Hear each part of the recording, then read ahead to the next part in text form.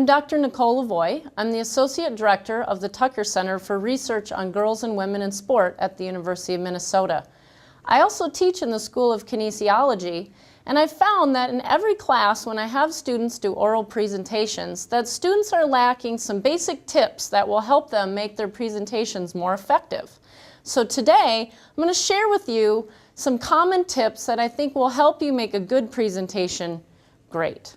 We're going to start in 3 areas. And when you do your presentation, it's good to have 3 main points. So we're going to talk about content, design, and delivery. And I'll tell you a few tips in each category that I think will help you as you're designing your own presentations. So let's start with content. Content is the most important piece of your presentation. It's your bread and butter. You have to have good content. So when you think about designing your content, you have to give it some thought. I would suggest starting with an outline. Before you do any PowerPoint or start designing anything, sit down and do an outline and give it some thought. What do you want to put in your presentation? It has to be solid and it has to be tight. I find that students usually have way too many slides. And that makes their presentations too long and you lose your audience. So by rule of thumb, I want you to think about 1 slide for every minute you're presenting, at the most. Sometimes you should have even less, but that gives you a good guideline to start. So if you're going to do a 10-minute presentation, have no more than 10 slides. And when you're designing your content, think about for every 10 minutes that you're going to present something, it will take you about 5 hours of time to design the content, to practice, and do your PowerPoint presentation. So don't leave it till the last minute.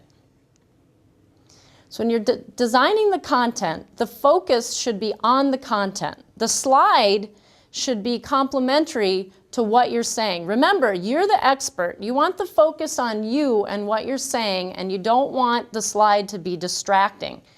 So that's why the content is so important, and you're the subject matter expert, so you want the focus on you. Now, one thing is that flashy slides and great design only go so far. You have to be prepared to stand up and give your presentation without any slides. So the content should stand on its own. In fact, a lot of times I'll show up to give a coach workshop or a lecture, the technology doesn't work, the computer goes wrong, they don't have the right technology in the room to give the kind of presentation I want to give, and you have to be prepared to just get up there with no visual help at all. So the content has to stand alone. That's why I want to keep stressing that. All right, so we've talked about the importance of content. Let's talk about design. Design is not only the visual elements of the presentation, but it's how you structure the content. So we're going to talk about 2 important concepts about design, the use of text and the use of pictures.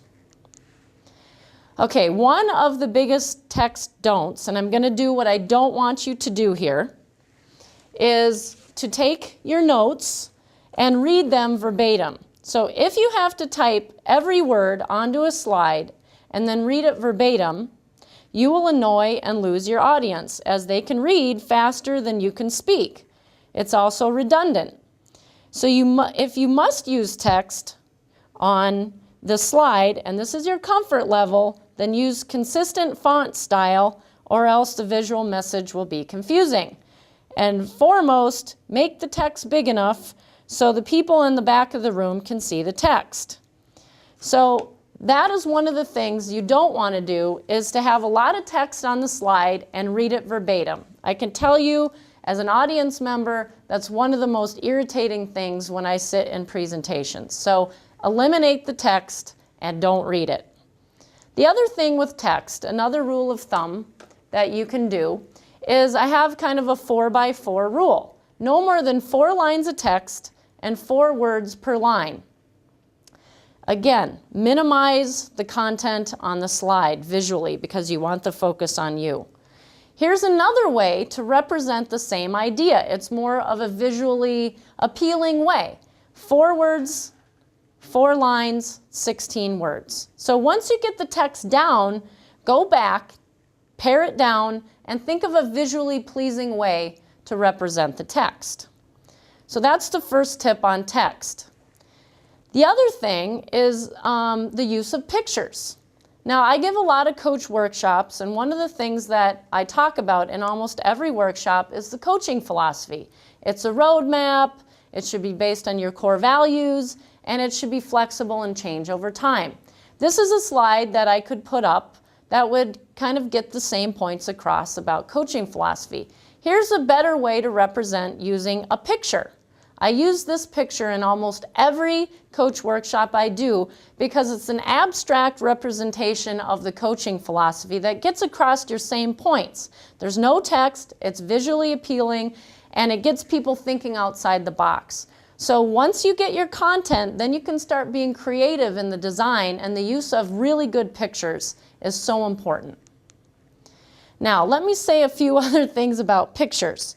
If you're going to use a picture, and you might have a small image like this one of the little girl with the basketball, if you want to make it larger, do not stretch it like this or stretch it like this. So it's disproportionate to the original image. It's distracting to the people that are looking at the image, and it undermines your expertise.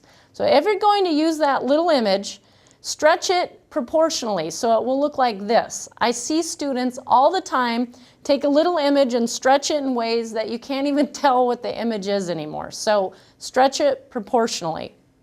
The second tip with pictures is image quality. I use iStock Photo or Photo app. There's a lot of apps out there on the web that you can purchase images for a minimal cost or get them for free. I love this image. It's of Muslim girls playing soccer. There's so few images of this population playing sports that I love this picture, but it's not that high a quality. So when I am tempted to use it, I have to keep it out of my presentations because it's just not that high resolution.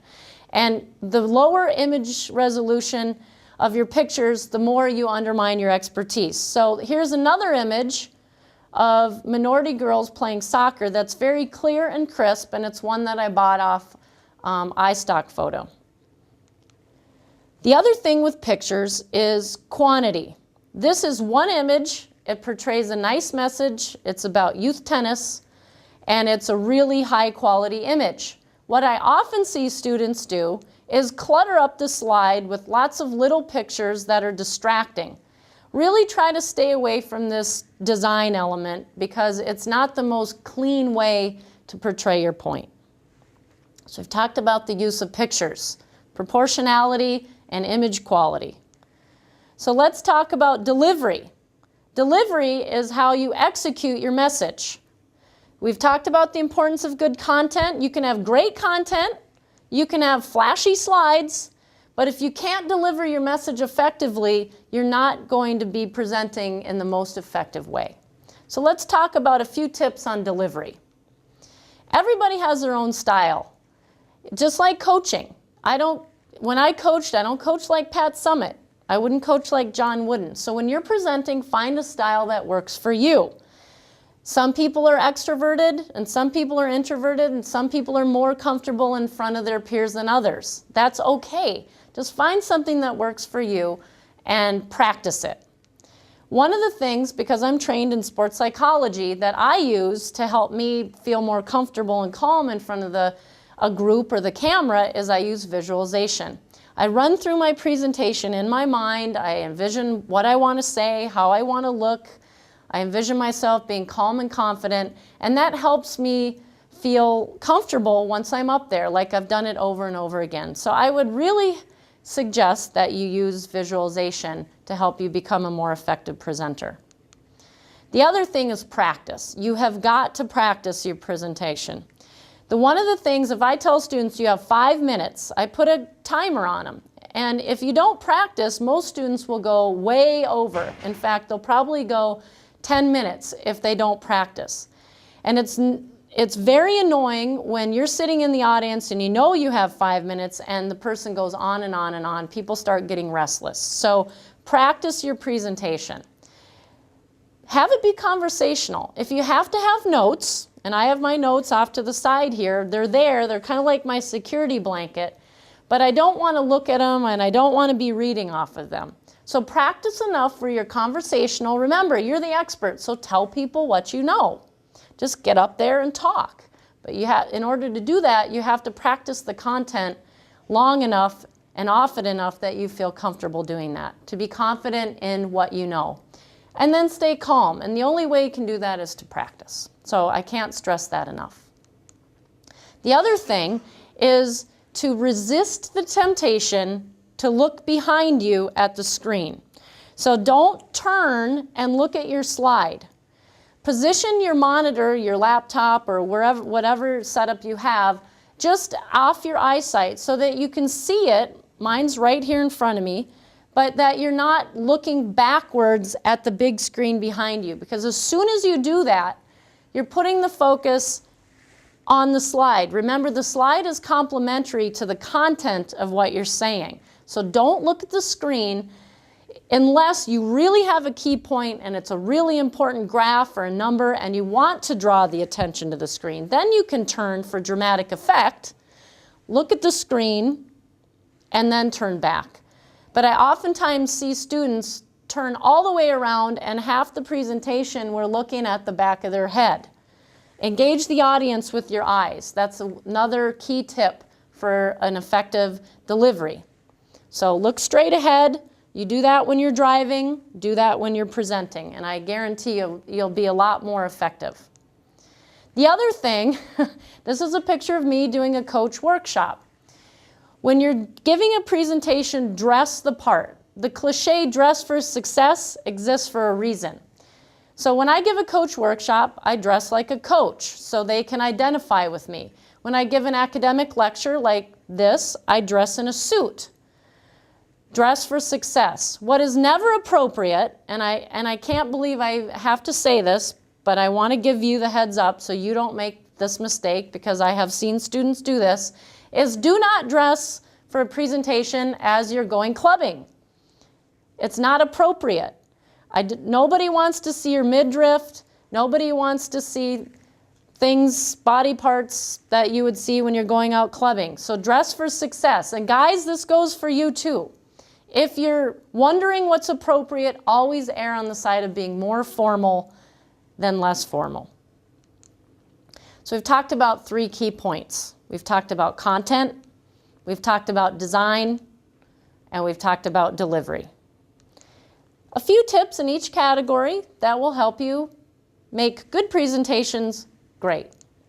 So I hope you've taken a few things away today that you can use on your pathway to becoming a great presenter. Thank you.